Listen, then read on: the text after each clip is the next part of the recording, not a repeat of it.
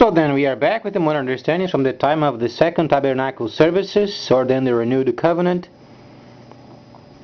These manuscripts were then from the time of the Messiah and also from the prophets of Yahweh. And these translations, they are giving us then the path of the future regarding the future prophecies. Based upon these understandings, then we can understand also this time of the end related with December, this month, on the 21st day of this month. And people can be absolutely tranquil because nothing is going to take place.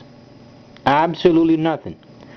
Whatsoever then the scientists are saying regarding the 21st, alignment of planets, or then poles shifting, or any kind of a situation, it's absolutely nonsense. They may have then read some of this information in their computers, but in terms of the actual taking places of the time, won't. Because it's not recorded in the Holy Scripture. It does, however, indicate more frequent earthquakes and famines and pestilences, certainly does. However, in terms of then a shift of the nature because of these problems, absolutely nonsense. People should be absolutely tranquil, go to work, return, and resume, because what they are thinking in terms of a day or time where then the end of the world comes is not yet.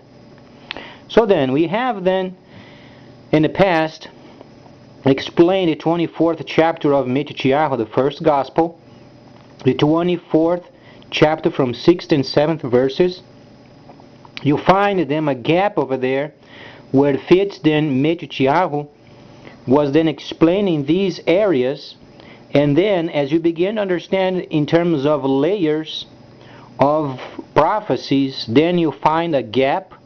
In this gap then in Matthew you can fit Yirmiyahu, then the 61st chapter, in terms of the returning of the holy cities, and also then granted a time of peace. So contrary what so many people are expecting, the end of the world and destruction and so on and so forth, there is yet a period of time of peace.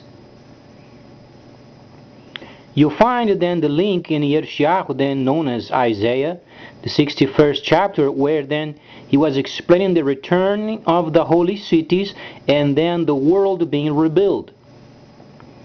It is yet a lot of work to be done. The world is going to experience yet a time of rebuilding and a time of peace, because the time is not yet. People are making big deal out of situations they are not very relevant.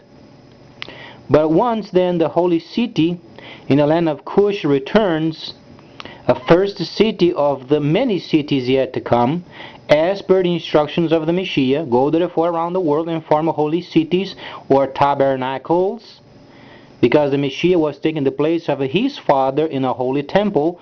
He came from the time of the desert in a tabernacle. So try to understand the linking. Yahweh the Creator was found in a tabernacle first in the desert. Then, centuries later, they went to the promised land and they built a temple. That's where Yahweh was found at. Then his son would have the same understanding of his father, and he would become then plural rather than singular. Go therefore around the world and form holy cities. So then we are experiencing then the returning of these cities, and then the world is going to be granted directives.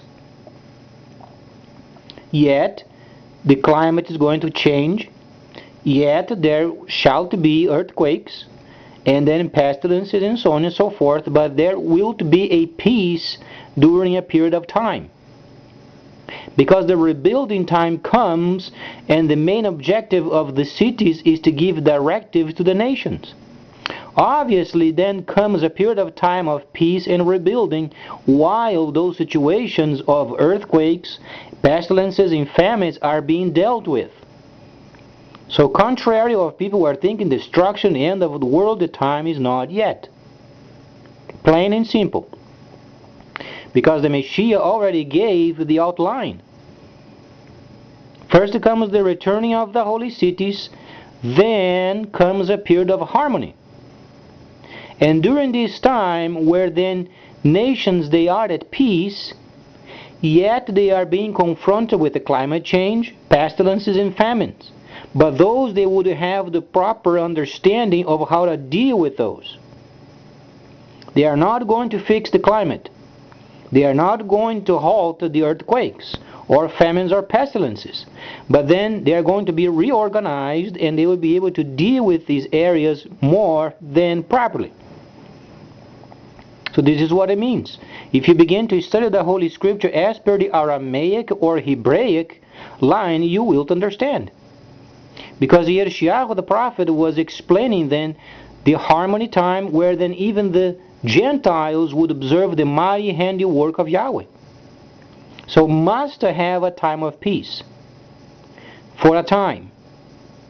So then, in terms of this month, on the 21st, don't be concerned with it. Go to work, come back. Don't be concerned with it whatsoever. Don't go to a cave. Don't be watching videos explaining that NASA has some computerized system indicating the pole shift, or then no more South Pole.